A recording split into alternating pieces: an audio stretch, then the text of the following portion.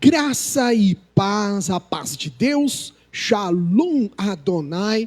Meu nome é Júlio Ronque, estou pastor aqui na Igreja Metodista Livre de Rio Preto. Hoje é domingo 7 de junho de 2026. Olha o tema da mensagem para você colocar no teu coração aí, ó. Corações aquecidos. Hoje nós vamos falar sobre o coração aquecido de Wesley e despertar a nossa consciência. Amém? É o tema da mensagem. Enquanto vocês vão procurando em Romanos 12, não fecha não, deixa Romanos aberto depois. No YouTube, depois vai aparecer aqui embaixo www.metodistalivre.org, é o nosso site na internet, tem muita coisa para abençoar a tua vida. Entra lá, tem informação sobre a igreja, o que acreditamos, no que cremos, de onde viemos, para onde vamos, tem tudo lá no nosso site, www.metodistalivre.org. Depois aqui na lateral vai aparecer também o nosso endereço nas principais redes sociais, @imelriopreto. Nós estamos no YouTube, Facebook, Instagram, nas principais redes sociais. Já vai lá, corre, nos segue, compartilha, já aproveita, se inscreve no nosso canal no YouTube, faz crescer as nossas redes sociais. É importante esse alcance, né, para o algoritmo encontrar mais e mais vidas. Depois aqui ao lado também vai aparecer o QR Code para você vir nos fazer uma visita todos os domingos, 19 horas, horário de Brasília. Você é o meu convidado, minha convidada especial, Rua Fritz Jacó, número 1008, no Boa Vista. Estamos aqui, ó, 2 quadras da Santa Casa e praticamente a esquina com a Rua Pedro Amaral. É facinho, Fritz Jacó, esquina com a Pedro Amaral. Não tem erro, todos os domingos vem para cá, vem fazer uma visita presencial aqui no templo. Depois aqui na lateral também vai aparecer um QR Code para você avaliar-nos no Google. Isso é importante para que o Google entregue o nosso site, entregue o endereço da igreja aqui. Quem procura a igreja no bairro Boa Vista, as pessoas vão localizar mais fácil, o algoritmo vai alcançar. Então, faz lá uma avaliação com 5 estrelas. Você que não fez ainda, depois entra no QR Code e você consegue fazer essa avaliação. Isso tudo sai do nosso vídeo no YouTube. Põe na tua televisão e depois você lá em casa você faz. Também vai sair aqui na nossa lateral o QR Code para você nos ajudar. Você que tem vontade de abençoar o trabalho, quer mandar um Pix, igreja@metodistalivre.org. É muito fácil o nosso Pix. Júlio, não trabalhamos com Pix, então entra no nosso site que tem informação da nossa caixa, a nossa conta na Caixa, onde qualquer casa lotérica se torna um ponto de coleta e você pode, em qualquer casa lotérica, fazer um depósito para a nossa Caixa Econômica Federal. E depois aqui também na lateral vai aparecer o QR Code do nosso grupo de oração no WhatsApp. Entra no nosso grupo, é um projeto novo que nós estamos. A gente procura diariamente mandar uma mensagem, alguma coisa de fortalecer tua fé, sempre uma mensagem de fé, de esperança, e os pedidos ali de oração.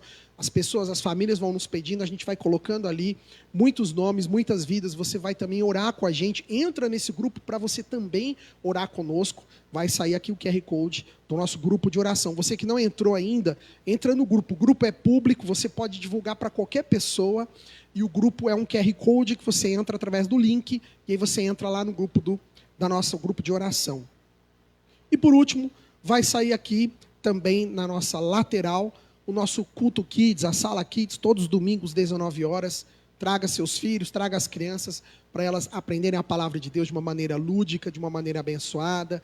Né? A pastora Suzy está coordenando junto com os irmãos. Então, louvamos a Deus pela vida da pastora e de todos os voluntários que aos domingos estão ali cuidando dos pequeninos, continuando um culto de uma maneira, de uma linguagem bem mais, vamos assim dizer, acessível aos pequeninos. E hoje eles estão aprendendo sobre o DIP. Hoje eles vão ali aprender sobre o domingo da igreja perseguida. Domingo passado veio poucas crianças, e a pastora esperou, ela falou, eu vou aguardar para poder falar do DIP com todas as crianças. Então hoje elas estão ali aprendendo o domingo da igreja perseguida. Vai ter pintura, vai ter caça-palavra, vai ter um monte de material que o Portas Abertas enviou, e ali a gente imprimiu, e as crianças hoje vão estar aprendendo a importância de orarmos pelos cristãos, né? Principalmente as crianças nesses países onde a igreja é perseguida, os cristãos são perseguidos. Então hoje as crianças vão aprender essa importância dessa lista, né, de perseguição que o Portas Abertas lança todo ano, e mais uma vez os 50 países que mais perseguem o cristianismo,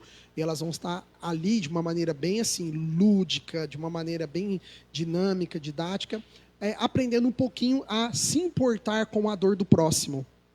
sabe? Que acho que esse é o ponto que está faltando para a nossa sociedade hoje em dia. A gente só pensa no nosso próprio umbigo. A gente não consegue olhar ao nosso redor e ver que tem pessoas que estão em situações muitas vezes bem piores do que a nossa, né? Não é só para a gente ter compaixão, ficar com dó, não é isso. Mas é para a gente poder entender a dor de alguém e orar por ela, né? Clamar e interceder por ela. Vamos lá então, corações aquecidos, o legado lá de Aldersgate. No dia 24 de maio de 1738, uma pequena reunião numa rua chamada Aldersgate, em Londres. Estava um grupo de morávios, né? Nós viemos dos morávios, olha que interessante, né? A doutrina dos morávios influenciou o coração de Wesley também. E nesse momento Wesley participou desse culto, nesse lar. E Wesley ouviu naquele momento o prefácio. Olha que interessante, não era um pregador famoso, não era um grande conferencista que estava pregando naquele lugar, não era um homem sendo usado de maneira poderosa, calçando. Não. A pessoa estava simplesmente lendo o prefácio do Martinho Lutero a respeito da carta do livro de Romanos. O Lutero tem um prefácio sobre esse livro de Romanos, né, do comentário que ele fez do livro de Romanos. A pessoa estava simplesmente lendo esse comentário de Lutero. Quando Wesley, ele registra no seu diário que ele sentiu naquela noite o seu coração estranhamente aquecido, e naquele momento ele recebeu uma profunda certeza da graça de Deus, da graça salvadora de Cristo, e Wesley naquele momento foi transformado de uma maneira poderosa. Irmãos, olha o que Deus fez na vida de um só homem, hein? Um só homem. E logicamente nós não podemos reduzir a experiência de Aldersgate, nesta rua, nessa casa lá em Londres. A gente não pode reduzir apenas a uma experiência emocional, por favor, não é isso que eu estou querendo. Seria até um grande equívoco, né, teológico e histórico também. Mas o evento do coração aquecido de Wesley torna-se, querendo ou não, um ponto de partida para uma das maiores transformações espirituais e sociais da história da Inglaterra. Vocês têm noção que um homem mudou a história de um país com o evangelho? Por pregar o evangelho de uma maneira ousada, um único homem conseguiu mudar um país. Será que o Brasil não tem jeito então, irmãos? Sabe, quando eu olho para a nossa nação, será que o Brasil ainda hoje não está precisando de algum Wesley se levantar? E seja nós, irmãos, todos nós juntos. Olha que interessante, eu fui atrás do David Hampton, que é um historiador metodista. E esse cara, chamado David Hampton, ele explica que o metodismo não foi apenas um movimento religioso, irmãos, na Inglaterra, mas foi uma força que remodelou toda a sociedade inglesa durante a Revolução Industrial, lá no século XVIII. A Inglaterra, nesse século XVIII, ó como que ela parecia com o Brasil, irmãos. Veja bem, ela estava marcada com extrema desigualdade social. Talvez a gente não veja aqui, né? Mas vamos na pobreza, onde tem a pobreza que você vai ver a desigualdade social. A gente não tem contato, né? Que a gente está nas nossas casas, nos nossos apartamentos, a gente está nos nossos condomínios fechados. Tem desigualdade muita no Brasil ainda hoje. A Inglaterra do século XVIII, ela estava marcada com a exploração do trabalho infantil. Você acha que no Brasil não tem trabalho infantil? E muito. Ainda existe, e muito. Em muitos lugares, em muitos locais, ainda há a exploração do trabalho de crianças. A Inglaterra do século XVIII estava marcada pelo alcoolismo generalizado. Não, no Brasil nós não estamos com problema de alcoolismo. Tanto é que Wesley, no ponto de vista dele, ele era radical com relação ao álcool. O fundador do movimento metodista, ele era radical. Porque ele via no povo inglês o que a bebida fazia, ela destruía a sociedade. E será que não destrói a nossa sociedade hoje em dia? Quantas pessoas matam a vida do outro? Não é só tirar a vida no carro, não no trânsito. É nas ações, no dia a dia. Quantos maridos não tiram a vida da esposa? Depois fala, eu estava embriagado. Olha o mal que faz a bebida na nossa sociedade até hoje. A Inglaterra no século XVIII, ela era marcada pelo analfabetismo.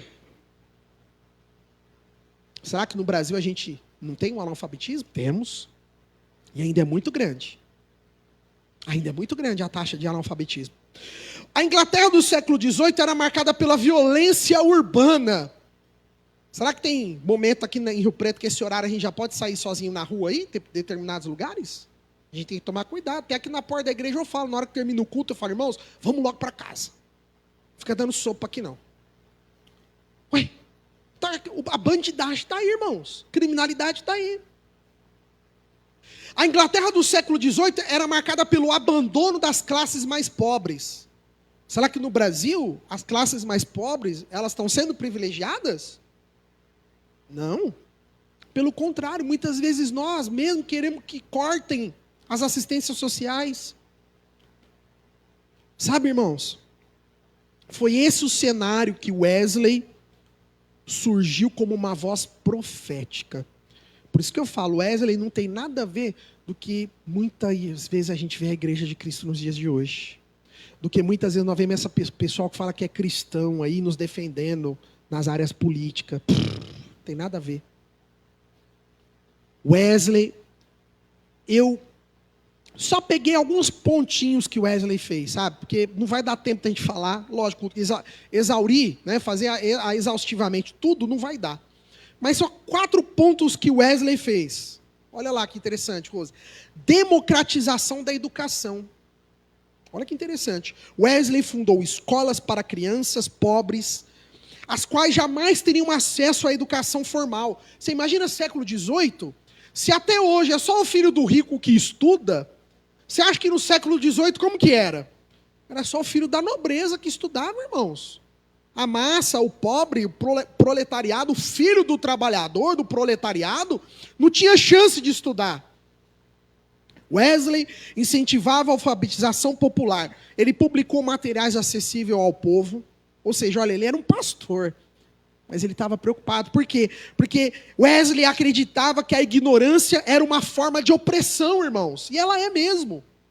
Só o conhecimento pode ajudar as pessoas a viver de uma forma mais digna diante de Deus e da sociedade.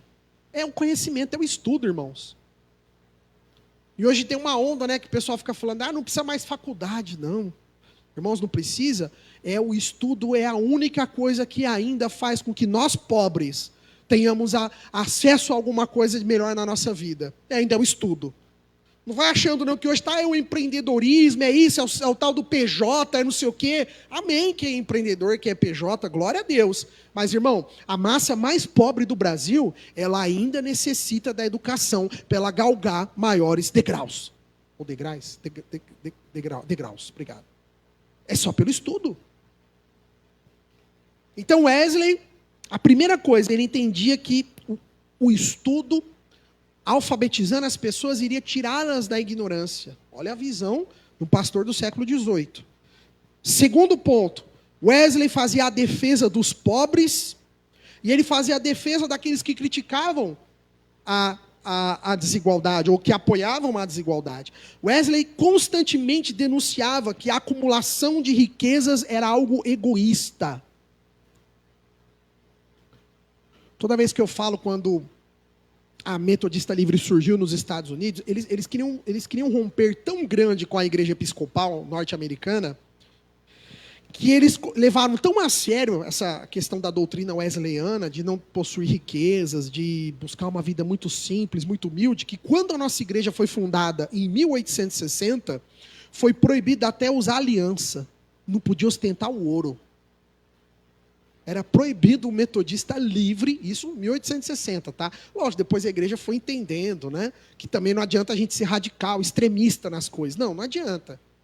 Mas eu também compreendo o que aquele povo queria. Eles queriam justamente voltar naquela pureza que Wesley pregava aqui no século XVIII. Porque para Wesley, olha a frase que Wesley falava. Isso é uma frase de Wesley. Ganhe tudo o que puder e economize tudo o que puder e dê tudo o que puder. Aí você vira e fala, mas é fácil ele dar tudo que ele queria para a igreja, né? Você sabia que Wesley, quando ele faleceu, todo o dinheiro que ele ganhava como fellowship, que fellowship seria como se fosse um professor universitário, né? Que ele era professor em Oxford. Ele tinha uma cadeira, ele tinha um assento em Oxford de nível universitário, ele dava aula na universidade. Você sabe que o salarinho que ele ganhava de fellowship, desse membro da faculdade, ia tudo para a igreja quando ele morreu? Eu não vou dizer que ele morreu pobre, lógico, Wesley não morreu pobre, como às vezes tem gente que quer pintar, né? Mas ele não morreu milionário. Ele não morreu rico. Ele não morreu com ternos importados, ele não morreu com carro importado, ele não morreu nada disso. Até porque nem carro tinha na época, era cavalo. Mas eu quero dizer assim, que ele morreu com simplicidade. Sabe? Porque a vida de Wesley, ele entendia que a vida nossa tinha que ter um propósito de ajudar alguém. Olha que visão. Gente, isso é um altruísmo sem fim, né? Wesley organizou fundos para socorrer viúvas, órfãos, desempregados, trabalhadores explorados. Lembra que ele criou um banco do povo? Gente, eu estou falando isso em 1750. Ele criou um banco dentro do movimento metodista. Ele ajudava as pessoas a saírem da pobreza. Terceiro ponto que Wesley fez no tempo dele. Olha, tudo isso porque um coração foi aquecido, hein? Combate à escravidão. Nos últimos anos de vida, Wesley tornou-se um dos mais importantes opositores da escravidão inglesa. Foi John Wesley. O último escrito dele, inclusive, que foi publicado, a última carta dele, antes dele morrer, era justamente uma carta endereçada a um político chamado William Wilberforce. E o William Wilberforce recebeu essa carta, onde Wesley pedia para ele continuar lutando pela abolição dos escravos. Olha aí. Para Wesley, olha essa é a frase dele, hein? Abre aspas. Ele chamou a escravidão, olha lá, aspas, a soma de todas as vilanias. Fecha aspas. Era no ponto de vista de Wesley a escravidão. E por último, quarto ponto que Wesley renovou espiritualmente a igreja da Inglaterra. Wesley rompeu com a lógica de uma religião restrita tão somente aos templos. Porque até então a igreja inglesa só tinha liturgia dentro do templo. Wesley, ele foi proibido de pregar dentro da igreja. Ele era pastor anglicano, mas por ele ser rebelde, por ele ter essas visões que muitas vezes o sistema não entende, Wesley foi proibido de pregar nos púlpitos anglicanos. Então, muitos presbíteros, muitos pastores anglicanos eram proibidos de deixar Wesley pregar lá na comunidade dele. Aí sabe o que Wesley fazia? Ele pregava num cemitério que ficava do lado da igreja. Ele pregava na praça, ele pregava nas ruas, ele pregava nos campos. Wesley foi ele que iniciou esse movimento de pregar nas praças. Ele pregava lá na porta das minas de carvões. Quantas minas de carvão havia naquele tempo na Inglaterra, até porque estamos falando aqui de um tempo da Revolução Industrial, lembra? E qual que era o principal motor da Revolução Industrial? Era justamente o motor a vapor. Precisava de muito carvão, então havia muitos mineiros na Inglaterra. Wesley ia lá na porta das mineradoras, onde havia mineração de carvão, e ele pregava para multidões de mineradores. Wesley levou o evangelho para pessoas que jamais entrariam numa igreja, num templo. Calcula-se que Wesley tenha percorrido 400 mil quilômetros, e a maioria deles, 90%, a cavalo. A pessoa, 400 mil quilômetros a cavalo. E calcula-se que Wesley tenha mais ou menos, durante toda a sua vida, feito 40 mil sermões. É muito sermão. É muito sermão. Eu brinco com a Suzy, eu prego mais ou menos 50 e pouco ao ano, porque é só de domingo. Você imagina, nem em 10 anos eu vou ter pregado o quê? 500, 600 sermões? Wesley, na trajetória dele, pregou mais de 40 mil sermões. O coração aquecido de Wesley, ele não produziu alienação, ele produziu missão. Aleluia. O coração aquecido de Wesley, ele não gerou fuga da realidade. Pelo contrário, ele gerou compromisso com a realidade. Os metodistas tinham um compromisso de cuidar dos mais pobres, das viúvas, dos órfãos. O metodismo ele não criou uma espiritualidade desencarnada, sabe, sem compromisso, não. Mas o metodismo criou discípulos comprometidos com a santidade pessoal e com a transformação social. Por isso que não tem como você vir para uma igreja metodista e você não ouvir um sermão referente a uma transformação também social. Por isso que nesse ano de 2026, quando a gente celebra Aldersgate e o coração aquecido de Wesley, não significa apenas a gente lembrar um evento de quase 3 séculos, não. Mas a gente precisa se perguntar, olha, vamos fazer essas perguntas na nossa mente? O que aquece hoje o nosso coração? E aí? Você de casa, o que aquece hoje o seu coração? O evangelho? Ou os interesses do mercado? O que a igreja tem feito? Buscado o evangelho, nós, liderança? Ou a gente tem buscado aquilo que o mercado espera? O que hoje estamos buscando o reino de Deus? Ou estamos buscando o poder? Eu sei que tem pastores aí que saem na mídia que só querem poder. Eles não querem ser a voz de Cristo. Muitos ruídos, né? Nas redes sociais. Mas Wesley nos chama para vivermos como uma igreja, não apenas de uma fé que emociona, mas de uma fé que verdadeiramente transforme. Vamos lá, isso aqui é só a introdução. Agora entra a palavra. 3 pontos para ficar no coração da gente. Fala para quem está do lado aí, ó. Um coração aquecido não se conforma. Fala para quem está do lado aí. Irmãos, o coração aquecido, vamos ler lá em Romanos 12, verso 2. Capítulo 12, verso 2. Romanos, na nova tradução na linguagem de hoje. Acho que é o texto que a pastora Suzy abriu, né?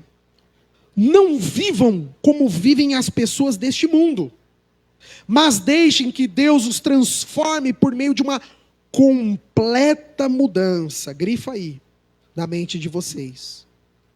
Assim, vocês conhecerão a vontade de Deus, isto é, aquilo que é bom, perfeito e agradável a Ele. Aleluia.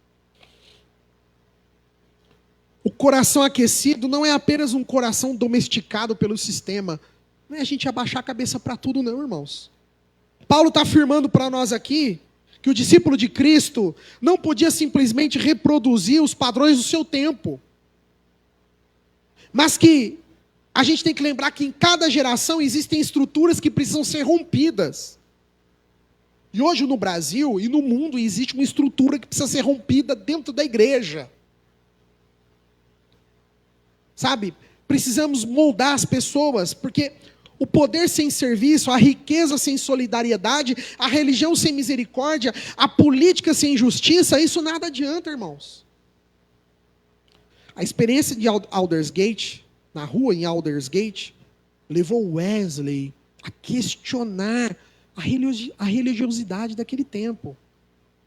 Wesley, ele era totalmente ortopráxico. O que era ortopraxia? Ele conhecia todas as práticas, ele era ortodoxo, ele conhecia toda a lei, ortodoxo é aquele que conhece toda a lei, mas não adianta eu possuir apenas a doutrina correta, aquela fé intelectual, mas não produzir transformação real entre nós. O próprio Wesley confessava que antes da rua Aldersgate, antes do coração aquecido, ele tinha só uma fé intelectual. Mas ele ainda não tinha uma confiança na graça, uma confiança plena na graça de Deus.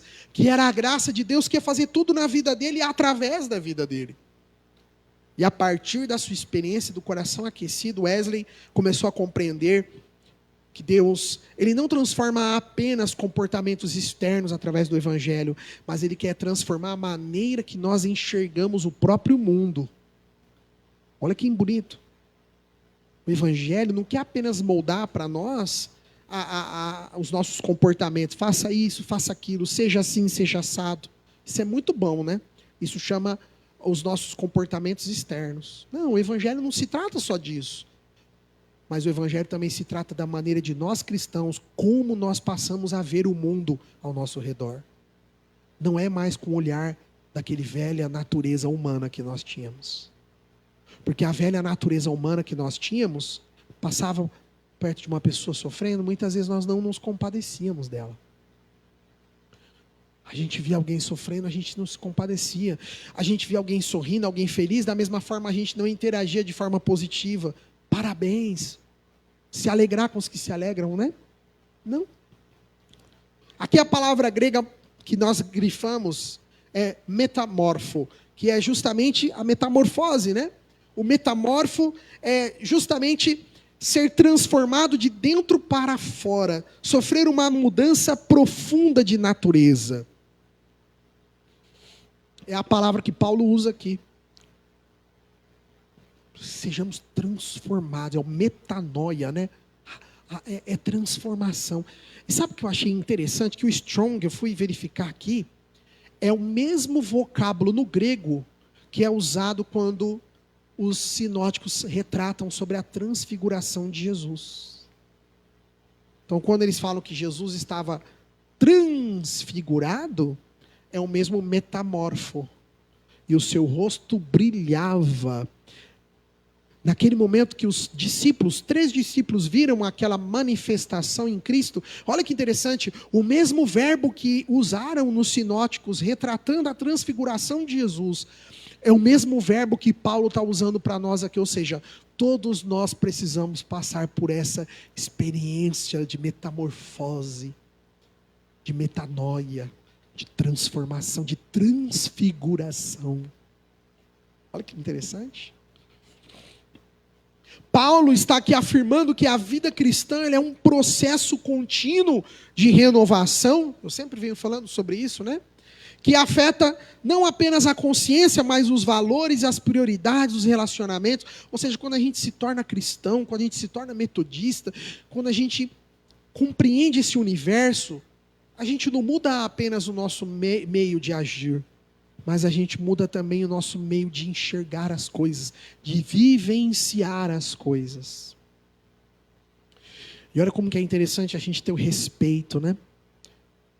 Domingo passado eu falei, né, do Hugo Corelli, que é um canal no YouTube, a gente segue um rapaz que ele é mochileiro, ele é viajante. Rapaz, ele viaja o mundo inteiro mesmo. Gente, vocês precisam ver que coisa maravilhosa. A gente está explorando os vídeos mais antigos do Hugo, né? Então, Suzy e eu viajamos já tudo pela Inglaterra. Aí eu falo, nossa, bem, talvez a gente não vá, né? Mas pelo menos a gente foi com os nossos olhos, né? Coisa maravilhosa.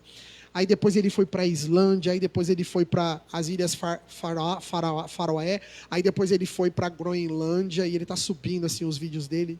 É maravilhoso. E num dos vídeos, voltando lá na Índia, que ele estava agora há pouco, ele voltou para o Brasil, e ele estava na Índia. E aí a Suzy e eu estávamos assistindo um desses vídeos, e nós vimos uma questão lá da religião, né, da religiosidade dos indianos. E aí a Suzy fez um comentário e eu falei assim, amor, a gente tem que respeitar. É a cultura deles. É o jeito deles. Como eles têm que respeitar a nossa cultura, o nosso jeito. Está entendendo como que nós metodistas temos que mudar a maneira que nós enxergamos o mundo? Nem todo mundo vai ver da mesma forma que você vê. E a gente tem que entender isso. A gente tem que compreender. Não é que todo mundo, ninguém vai ter que ser igual a ninguém, irmãos. Sabe? Essa mudança de comportamento, de mente que nós precisamos ter. E é interessante que no seio evangélico, no meio evangélico, é difícil isso, né? Porque existe muita ignorância. Se não pensar como eu, se não agir como a minha igreja age, se não fizer como o pastor falou, se não, para, irmãos. Cada um é cada um, irmãos. Cada um é cada um. E aí a gente ficou assistindo, e aí ela mesma falou assim, nossa, é verdade, né? É a realidade deles lá, é a cultura deles lá. Irmão, se está certo, se está errado, quem somos nós para falar, irmãos? É a cultura deles. Por isso que é importante essa transformação na nossa mente. Ser metodista não é apenas os meus atos externos, mas também a maneira como eu vejo o mundo. Olha que interessante. A maneira como eu interpreto o mundo. E aquele teólogo que eu falei semana passada, o alemão, Jürgen Moltmann, lembra que eu falei dele também? Ele é no mesmo período do Dietrich Bonhoeffer, né? Só que ele é mais recente. Inclusive ele faleceu em 2024. Ele passou pela Segunda Grande Guerra. E olha que interessante, o Moltmann, ele diz o seguinte, ele tem inclusive uma obra conhecidíssima dele chamada Teologia da Esperança, que ele fala muito sobre a questão do futuro, de que transformar a maneira como nós vivemos no presente. Olha que legal. E o Moltmann, esse teólogo alemão, ele afirma que a igreja ela não existe para simplesmente adaptar-se ao mundo, não, pelo contrário. Mas a igreja ela existe para antecipar os sinais do reino de Deus. É para isso que nós estamos aqui. Sabe, existe hoje uma adaptação, né? Vamos dar um jeitinho aqui, um jeitinho. Irmãos, não tem. Nós estamos aqui anunciando o ano aceitável do Senhor. Não adianta. Quem que está moldando a nossa consciência? É Cristo ou são os algoritmos? E aí? Cristo ou a cultura do consumo que nós temos vivido? É Cristo ou os discursos de ódio que nós estamos ouvindo? Os haters, os odiadores, né? Assim no inglês, haters. O coração aquecido por Deus, ele não aceita passivamente aquilo que desumaniza as pessoas. É isso que não dá para nós metodistas, por isso que eu falo que a metodista livre, ela nada bate com o cenário político que nós temos hoje aí, que se diz cristão. Nada. Do meu ponto de vista. Nada. Nada bate. Porque qualquer coisa que você vê em alguém, que ela faz, ou que ela age, ou que ela interpreta, que desumaniza uma outra pessoa, já não é de Deus. Já não dá para nós, metodistas, concordarmos com isso. Vocês conseguem entender o que eu estou falando? Está difícil, né? Vamos lá. Vamos tentar. Aqui eu não quero falar com todas as palavras, porque é complicado até um ao vivo. Mas depois, no final do culto, eu explico melhor. O ao vivo tem que tomar cuidado com o que fala. O que eu quero dizer, irmãos, é que no cenário atual que nós vemos, gente, está muito difícil. Nada você pode hoje olhar simplesmente com um olhar, não. Você tem que olhar com um olhar metodista. Olhar com um olhar cristão. E qualquer coisa que você vê em alguém ou em alguma coisa que desumaniza uma pessoa, um indivíduo, um povo, um conjunto de pessoas, qualquer situação, aquilo você já não pode aceitar. Nós metodistas não podemos. Que justamente vai ser o segundo ponto que a gente vai entrar agora. Então, primeiro ponto, preste atenção para você não se perder aí na mensagem. O primeiro ponto é não se conformar com esse mundo. A gente não pode. Nós, metodistas, não podemos nos conformar. Por quê? Segundo ponto, porque nós temos que enxergar aqueles que estão esquecidos. Essa é a diferença do metodismo. Enxergar os que estão esquecidos. Não fecha Romanos, não. Está com a Bíblia de papel? Marca Romanos, vamos lá para Lucas, que depois nós vamos voltar em Romanos. Lucas 4, verso 18. Lucas 4, verso 18, na nova tradução, na linguagem de hoje. Então lá, segundo ponto. O coração aquecido, ele enxerga os esquecidos. Olha lá, irmãos. Vamos ver, nova tradução na linguagem de hoje. O Espírito do Senhor está sobre mim, pois Ele me escolheu para levar boas notícias aos pobres. E Ele me enviou para anunciar liberdade aos presos, dar vista aos cegos, libertar os que estão sendo oprimidos. A gente sabe que aqui é uma citação, Jesus, fazendo uma citação aqui, do livro do profeta Isaías, é um texto lá do profeta Isaías, e Cristo está usando esse texto, fazendo uma citação aqui no livro de Lucas, capítulo 4, verso 18. E aqui Jesus está definindo a sua missão, olhando para aqueles que estavam à margem da sociedade. Quando nós temos o nosso coração aquecido, automaticamente os nossos olhos também têm que ser abertos, irmãos. Mas o problema é que muitas vezes a religião, ela aprende a olhar apenas por cima, né? A gente se importa com os palácios, para os centros dos poderes, para os lugares de influência. Irmãos, isso não é hoje não, isso é desde o tempo dos discípulos. Ué, não tinha lá os discípulos que queriam estar sentados um à esquerda e um à direita nos céus, lá com Jesus? A mãe foi lá pedir para eles, não foi? Ai, Senhor, arruma um lugarzinho para os meus meninos sentados do teu lado lá. Influência política, irmãos. Isso é advocacia administrativa. Já estavam cometendo a falha, nem estava começando a coisa, eles já estavam preocupados onde ia sentar. Está entendendo que não é só de hoje? A pessoa hoje critica a igreja atual. Está mais difícil mesmo, mas não é só a igreja atual, é desde o início. Desde o início. Desde o início eles não queriam fazer Jesus como uma figura política. Opa! Vários momentos na Bíblia tentaram promover Cristo como uma figura pública de forma política. O que Cristo fazia? Saía correndo, sumia dali. É só a gente pegar os zelotes. O que os zelotes queriam? Queriam transformar Cristo numa figura política. Né? Porque o messiânico para os judeus naquele momento, a profecia que eles esperavam se cumprir naquele momento, era de um Messias político, que viria de forma militar, de forma bélica, de forma, como eu posso dizer, com guerras, com armas, a destronar todo o poder do Império Romano e fazer dali uma nova comunidade dos hebreus ali, dos judeus. E Jesus fez isso? Não. Jesus não estava preocupado com os centros de poderes, ele não estava preocupado com os lugares de influência, ele não estava preocupado com os palácios, mas o olhar de Jesus estava sempre para baixo. O olhar de Cristo estava sempre para aqueles que estavam feridos na história. E a fé metodista, ela tem que ter essa responsabilidade social. Olha que interessante, Wesley, ele organizou dispensários médicos gratuitos. O povo tinha, além de não ter instrução, né, além de não ter educação naquele tempo, educação no sentido do analfabetismo, né? Além do povo não ser alfabetizado, o povo morria muita gente, e às vezes coisas simples da medicina podia ajudar as pessoas. Sabe o que Wesley fazia? Ele escreveu compêndio de medicina, John Wesley, hein? Para ajudar as pessoas a sararem as feridas, a curar as doenças, aquilo que era mais simples.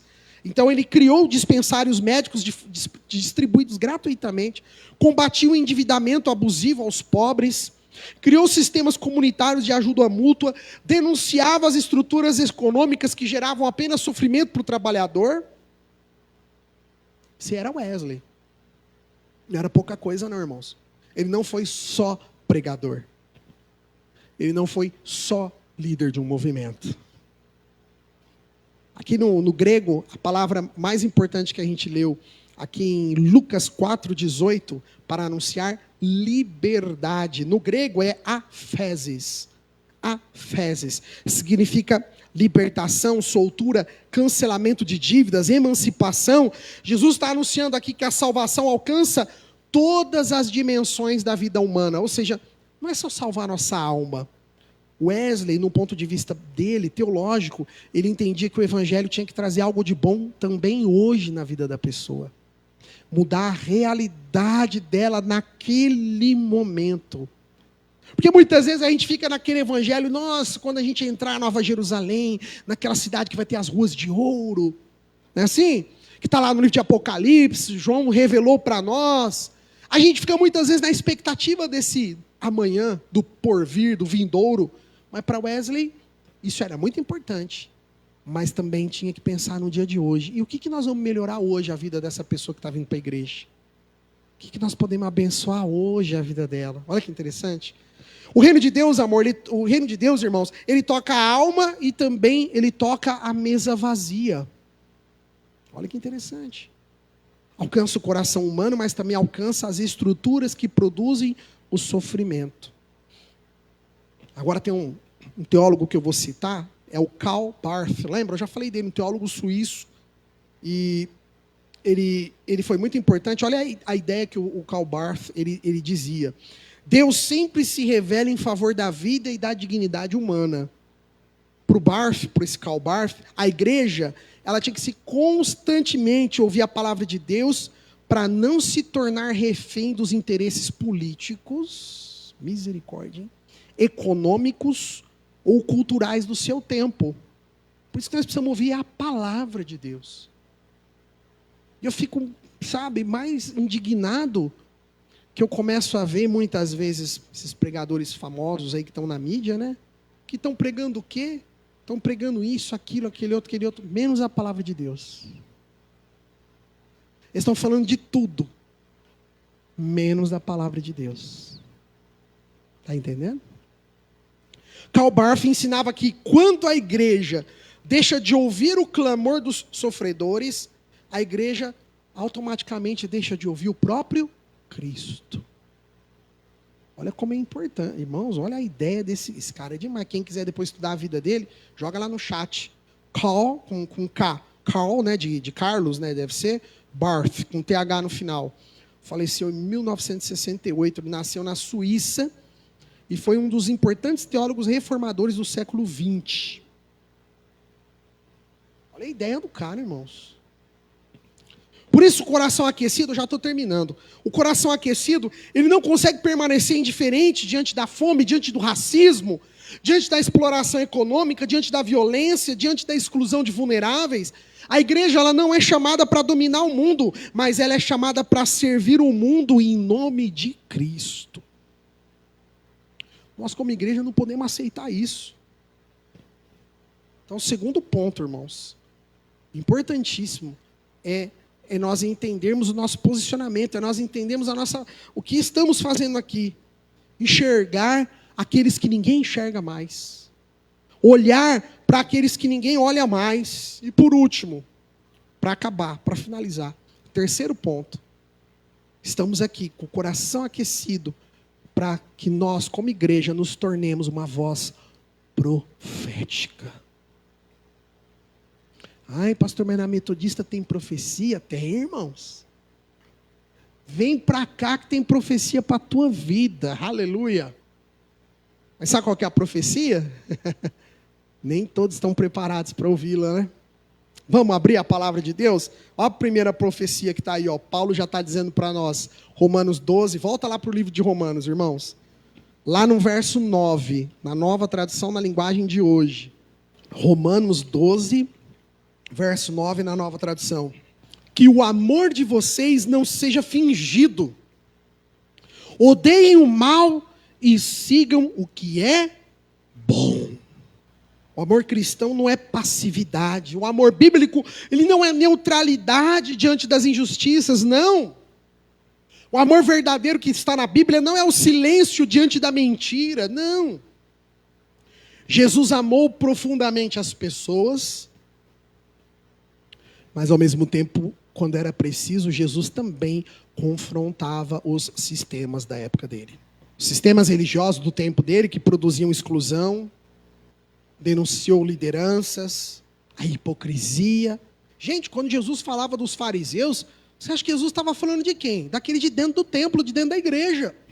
Quando Jesus falava fariseus hipócritas, olha como que ele falava abertamente, a crítica dele era aberta, direta. Jesus não usava palavrinha, não, assim, não, ele falava na cara, na lata. Aqui a palavra grega, que nós vamos grifar nesse texto, que o amor de vocês, né, não seja fingido, grifa aí que o amor, aqui Paulo usou na palavra amor, a palavra ágape. Sabe o que é o amor ágape? Segundo o dicionário Strong, é o amor que busca o bem do outro de forma ativa, concreta e sacrificial. É o amor que não se limita a sentimentos, mas é o amor que assume a responsabilidade. É o amor de Deus, irmãos. É o amor que tudo sofre, sabe? Nada espera em troca. Não, irmãos. É para isso que nós somos chamados. Porque para esperar algo em troca, o mundo todo já faz isso. Toma lá da cá. Cristo não nos chamou para isso. Mas Ele nos chamou para nós amarmos incondicionalmente as pessoas. Essa é a diferença, irmãos. E o último teólogo, para a gente encerrar, agora é um teólogo estadunidense. Esse aqui é novo, eu acho que eu nunca citei esse teólogo aqui. Inclusive, ele faleceu esse ano. Walter, nome difícil, hein? Brueggemann. Difícil o nome dele, hein? Nasceu no estado de Nebraska, nos Estados Unidos. Foi um pastor, um dos maiores influenciadores teólogos do Antigo Testamento, lá nos Estados Unidos. Walter Brueggemann. Ele dedicou a vida dele a estudar a missão profética da igreja. E ele tem um livro, uma obra chamada A Imaginação Profética. E ele diz o seguinte, que homens e mulheres que ajudavam o povo a enxergar a realidade a partir dos olhos de Deus. Olha que bonito na visão desse teólogo. Segundo ele, segundo Walter, a principal tarefa profética é desmontar as falsas narrativas que legitimam a opressão. Os profetas bíblicos, eles denunciavam os sistemas que produziam desigualdade. A profecia que hoje as pessoas querem é a profecia, Deus, estou vendo Deus te dar uma casa, estou vendo você morar no melhor condomínio fechado. Isso não é profecia não, irmãos. Olha, eu estou vendo você viajar de avião. Teve uma assim que saiu até assim na internet, né? Irmãos, tudo isso é bênção, não estou falando que é ruim, mas isso não é profecia não, tá? Não vamos brincar com essas coisas não, isso é sério. Os profetas, antigamente, as suas profecias, você pode olhar, muitas delas eram para denunciar o erro do sistema, o erro que a sociedade estava, o erro que a igreja estava. Pode olhar. Pega lá as profecias da Bíblia, começa a ler, começa a estudar, começa a se aprofundar, senão não vamos chegar aqui no que o Dr. Walter Brueggemann está falando para nós, esse teólogo. A principal tarefa profética é desmontar as falsas narrativas, denunciar os sistemas da idolatria, das desigualdades, da violência. Nós, como igreja, vivemos numa época marcada pelo... olha que interessante, vivemos numa época, eu até grifei aqui no meu texto, de uma época marcada por excesso de informação, mas com escassez de discernimento. Hoje todo mundo entende de tudo. Você vai falar para a pessoa, ela entende de vacina. Você vai falar para a pessoa, ela entende de escola. Você vai falar para a pessoa, ela entende de neurolinguística. Você vai falar com a pessoa, ela entende de física quântica. Você vai falar para a pessoa, ela entende de... Irmão, ninguém entende de nada. Vamos assumir. Você vai falar com a pessoa hoje, então ela tem um vídeo, ela tem um WhatsApp, ela tem um negócio. Irmãos, toma cuidado. Sabe? Muitas vezes a gente está descreditando, tirando o crédito daquilo que é real, daquilo que é verdadeiro, daquilo que é importante. Sabe? Vivemos numa época, vou repetir a palavra, eu achei muito legal esse texto que eu peguei. Vivemos em uma época marcada por um excesso de informação, mas por uma escassez enorme de discernimento. E as pessoas têm tanta informação, mas elas não discernem mais nada.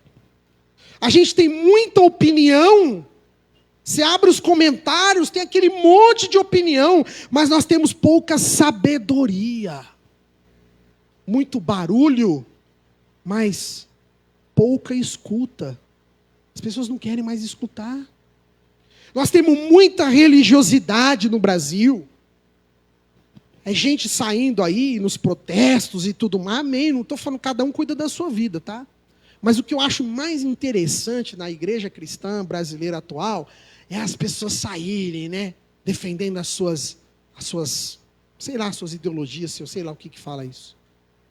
A gente tem muita religiosidade, mas a gente tem pouca compaixão. Onde estão essas pessoas para demonstrar compaixão ao próximo? Sabe, irmãos? A igreja de coração aquecido, ela não vive para agradar governos. Deus abençoe, vão com Deus, melhoras.